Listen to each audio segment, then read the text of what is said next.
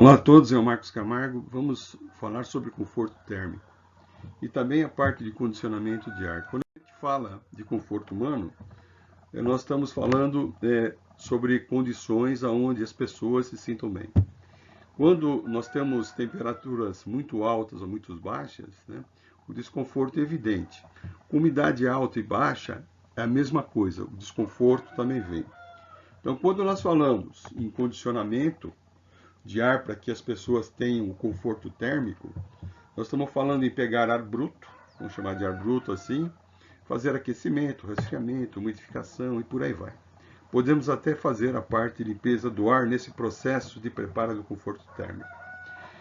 E o que está sendo falado, que o conforto térmico, então vem de encontro com aquilo que as pessoas acham adequado para o seu bem-estar.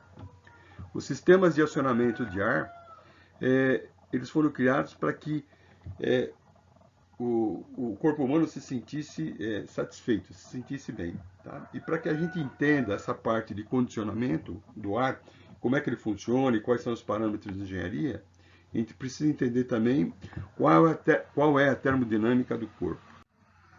O corpo humano é como se fosse uma máquina térmica. Né? Para a gente poder viver, fazer as nossas coisas, é necessário que a gente se alimente. E esse alimento é que produz a energia que nós utilizamos. Como qualquer máquina térmica, né, nós liberamos calor. Então, o corpo humano libera calor. A temperatura média do ser humano é 37 graus. Né? Então, esse calor, ele vem dos alimentos consumidos e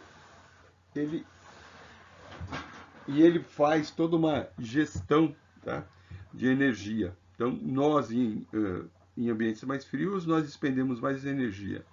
Em ambientes mais quentes, menos. Mas essa troca térmica tem que existir para que a gente funcione com pessoas, né? Funcione bem. A taxa de geração de calor para um homem, certo? 87 watts enquanto ele está dormindo, ele está em descanso. Então, mesmo dormindo, nós estamos consumindo energia. Quando ele está num trabalho leve, né? Ou está em repouso, 115. E em atividades mais fortes, jogando bola, fazendo academia, fazendo spinning, por aí vai, estamos na faixa de 440 watts. As mulheres têm uma dissipação de 15% a menos, não é por uma diferença em termos de organismo, não é. É que a massa delas, em geral, das mulheres, é menor que a nossa. Então, as condições térmicas para que a gente possa estar desenvolvendo um bom trabalho, tá? São aquelas onde o corpo se sente bem. Com as temperaturas baixas, tem desconforto. Com 10 graus ou menos, o desconforto é muito grande. Tá? E para esse caso, nessas condições, nós precisamos de cobertura corporal. Tenho que colocar uma blusa a mais. Às vezes, se a temperatura é mais baixa, eu tenho que colocar um sobretudo forte, né? Colocar também proteção na cabeça. E temperaturas altas também provocam um desconforto. 30 graus ou mais faz com que a gente fique muito incomodado com as condições. Né? Então, nessa temperatura mais alta, a dificuldade de dissipar calor, de perder calor também é grande, e a gente sente aquela sensação de abafamento, né? Dificuldade de fazer as coisas. E o calor rejeitado, né? Que nós temos, o calor rejeitado pela transpiração, tá? É um calor latente, e o calor rejeitado por convecção e radiação é o calor sensível. Então, o calor latente é aquele ligado com a transpiração, aquele que evapora, né, na superfície do corpo. E o calor rejeitado por convecção e radiação é aquele quando nós estamos em algum lugar, um determinado lugar, nós estamos trocando calor com esse meio ambiente, mas não é por transpiração, é o calor que acontece, né, quando nós temos uma parte, vamos dizer assim, mais física, como nós, e estamos trocando calor com gás, que é o ar em volta. E radiação é a troca de calor, né, feito por ondas, né, ondas de radiação, e para nossa condição, na nossa condição de temperatura e condição normal, né, de uma pessoa normal, essa por radiação é baixa, mas também é importante. Tem dois tipos de transmissão de calor que para a gente é importante. É o calor latente e o calor sensível. Tá? O conforto térmico, então, ele se caracteriza por algumas situações que foram estudadas e muito bem definidas. O bulbo seco, a temperatura de bulbo seco tem que ficar entre 22 e 27 graus. Então, para a grande maioria das pessoas, essa faixa é uma boa faixa de estar. A umidade relativa de 40% a 60%. Menos de 40 e mais 60 também vai dar uma sensação de desconforto. E a vazão de ar, então, mesmo os ambientes onde há condicionamento, é necessário que se tenha uma troca de ar. Essa troca de ar, né, faz com que o ar quente, úmido que fica perto da gente, no nosso entorno, seja removido. Mas não pode ser um ar muito forte, senão vira uma ventania e fica extremamente desagradável. Não pode ser incômodo, o que eu acabei de falar, e a velocidade de 15 metros por minuto é uma boa condição para que tenha renovação de ar. Os processos de condicionamento de ar, né, seguem a curva, o diagrama psicrométrico. Né? São curvas de termodinâmica, mas sem estar usando aqui no esquema psicrométrico. Eu vou estar mostrando para vocês o que nós temos em cada situação dessa. Aqui embaixo eu tenho a temperatura de bulbo úmido. É a temperatura que a gente mede com o termômetro normal, certo? Sem nenhuma sofisticação. Aqui, ó, pessoal, no eixo dos Y aqui, eu tenho a umidade específica. Aqui, ó, eu tenho a entalpia, certo? Como a gente faz os cálculos, fizemos esses dias cálculos, né, de entalpia fazendo fórmulas. Aqui o diagrama psicrométrico ele facilita esse nosso trabalho, facilita a forma de a gente achar os valores que para a gente são importantes. A única preocupação que tem com o diagrama psicrométrico é o seguinte: ele serve para pressão de uma atmosfera, que é o mais usual, certo? E os dados que nós lemos nas cartas são dados aproximados.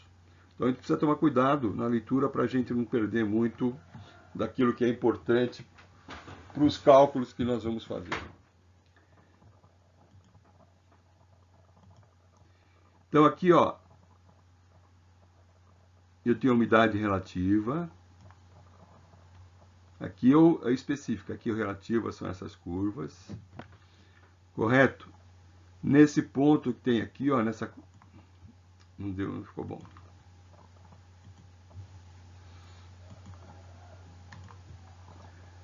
Aqui, ó, nessa linha é a curva de saturação. É a curva de saturação, tá?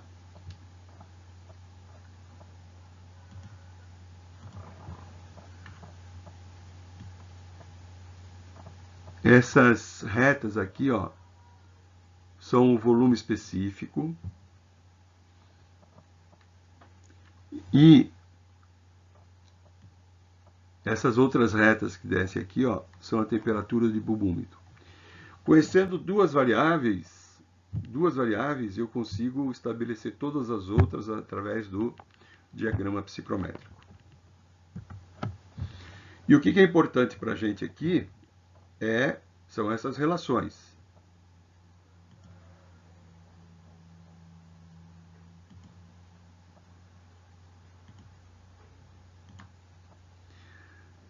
Quando eu estou nesse sentido, ó, quando eu estou nesse sentido, eu estou aquecendo e umidificando. Deixa eu limpar aqui o gráfico para ficar mais fácil da gente ver.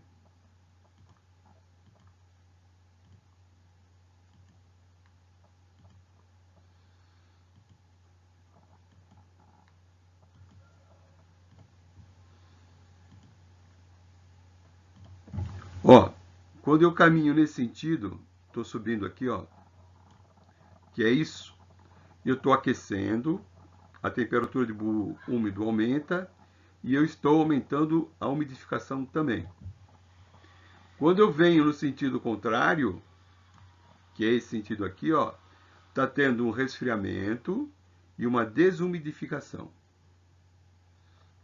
Quando eu pego uma temperatura, por exemplo, 20 graus, ó, e subo nela direto, que é isso daqui, ó, eu estou umidificando com temperatura constante. Se eu venho aqui para baixo, eu estou desumidificando com temperatura constante. Nesse sentido, eu tenho aquecimento com umidade específica constante. Se for no sentido contrário,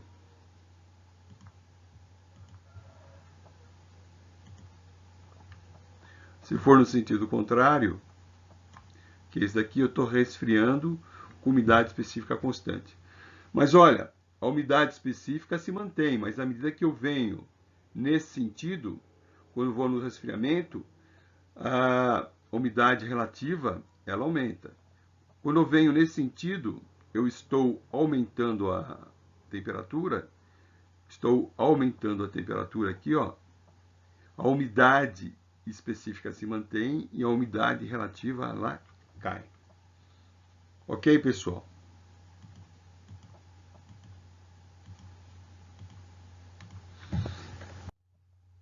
O balanço de massa é importante porque quando a gente estiver fazendo cálculos de energia, a gente precisa saber o quanto de massa está em jogo pelo seguinte motivo. Conhecendo a massa e conhecendo a entalpia, eu consigo ver qual é a quantidade de energia em jogo. Então, tem dois balanços que serão importantes. O primeiro é o de massa e o segundo é de energia. Nesse caso, né,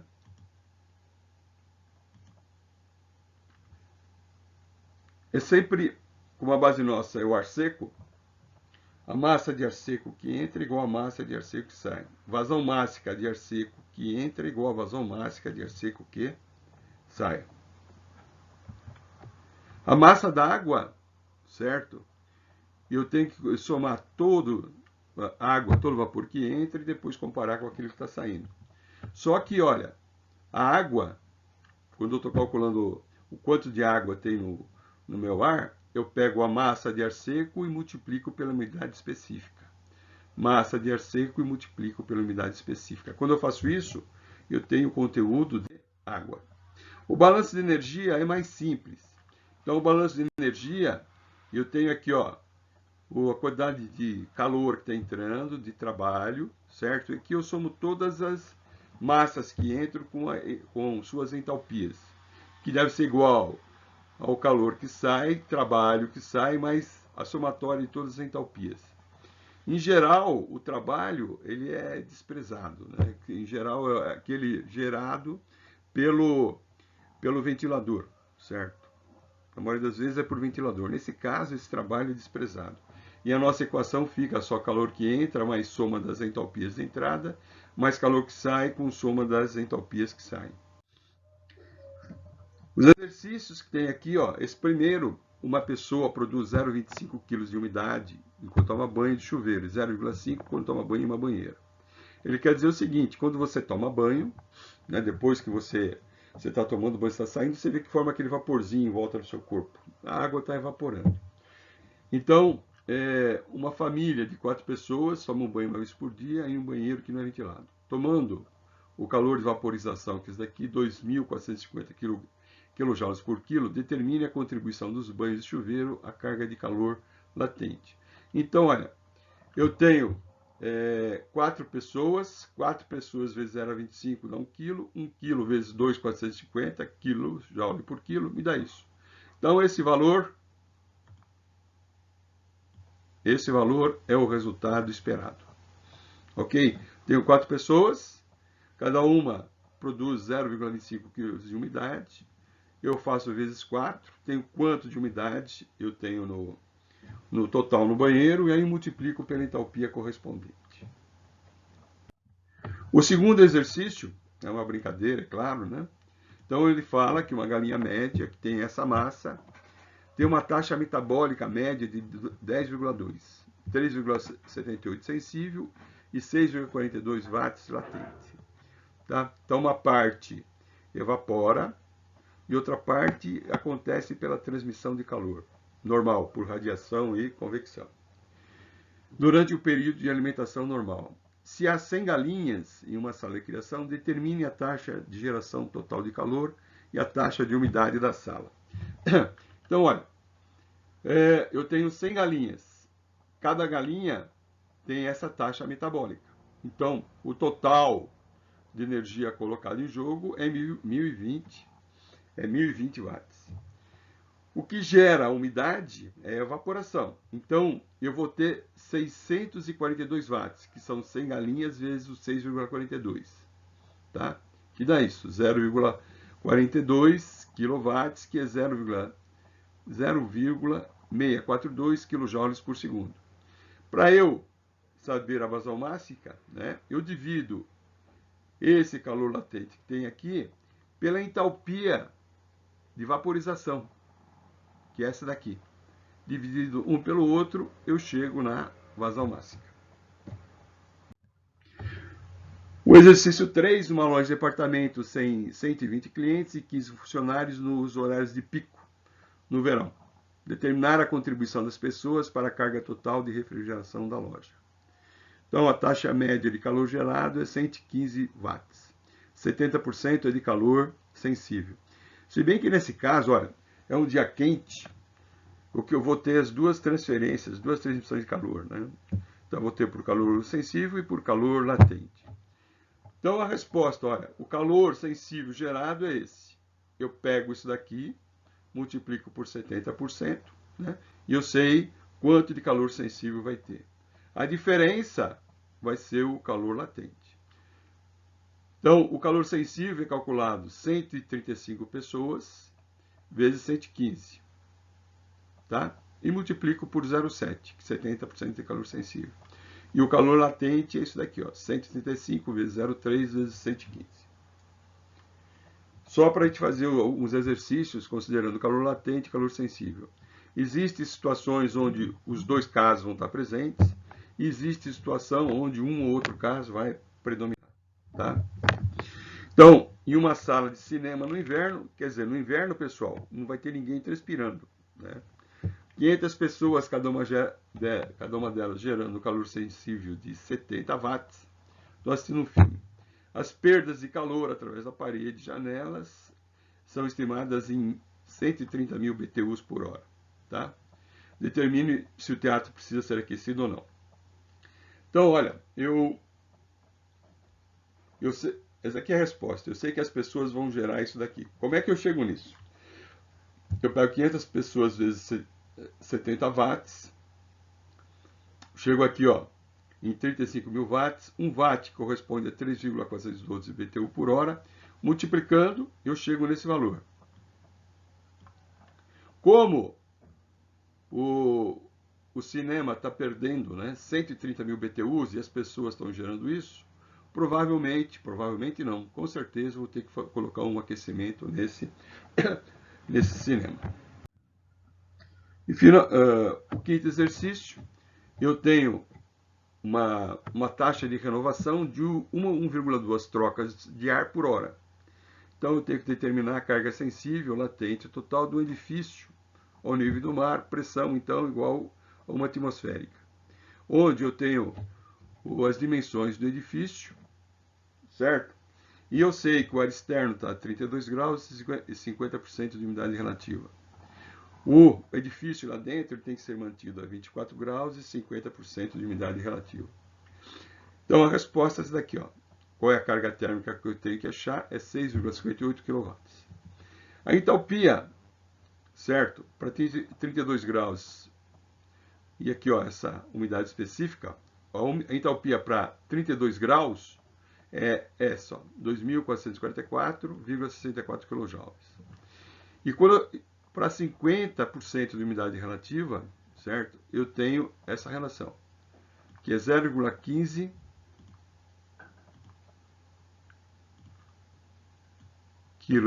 quilos, tá? De água por quilo de ar seco. Para 24 graus e 50% de umidade relativa, eu tenho essa quantidade de vapor no ar. O que eu tenho que fazer agora? Eu tenho que fazer os cálculos para ver quais são as análises para eu chegar na carga térmica necessária. Ó, PV é igual a nRT. Nessas condições que a gente está trabalhando, os gases estão a 1 atmosfera. Os gases que eu estou falando é o ar seco e o vapor d'água. Se eu pegar e dividir, ó, N por V, eu obtenho densidade. Massa por volume é densidade. Então, eu tenho a densidade, chego nessa questão. P igual sobre RT. Pressão é 1 atmosfera. E o R, né, que é constante, eu tirei da tabela termodinâmica. A temperatura vai ser essa em Kelvin, certo? E eu vou chegar, fazendo esses cálculos, nessa densidade específica. O que é a vazão mássica? A vazão mássica é a densidade vezes o volume, certo? Só que aqui eu estou colocando um outro fator, que é a renovação de ar. Estou multiplicando por 1,2. Quando eu faço isso, eu chego na vazão mássica final. Então, a densidade vezes o volume dá massa. Colocando essa condição de renovação, eu tenho a vazão mássica. O calor sensível é aquele MC delta T, que está aqui, ó. Fazendo esse cálculo, eu chego nessa relação. O calor latente é quanto que eu tenho de vapor da água vezes a entalpia, certo? Eu tenho a massa de vapor d'água é massa de ar seco vezes a umidade específica e vezes a entalpia. Então, o calor latente vai ser a massa de vapor, que eu achei aqui, vezes, certo? A umidade específica, que é a maior aqui menos a menor, e vezes a entalpia correspondente. Somando dá isso, ó. Deu um pouquinho diferente da resposta que eu coloquei no exercício, porque teve alguma série de aproximações aqui, onde fizeram com que o valor ficasse um pouco abaixo. Ok, pessoal? Então, calor sensível é isso daqui, calor latente é isso. Calor sensível é massa vezes o calor específico vezes ΔT. Calor latente é massa vezes a entalpia de vaporização.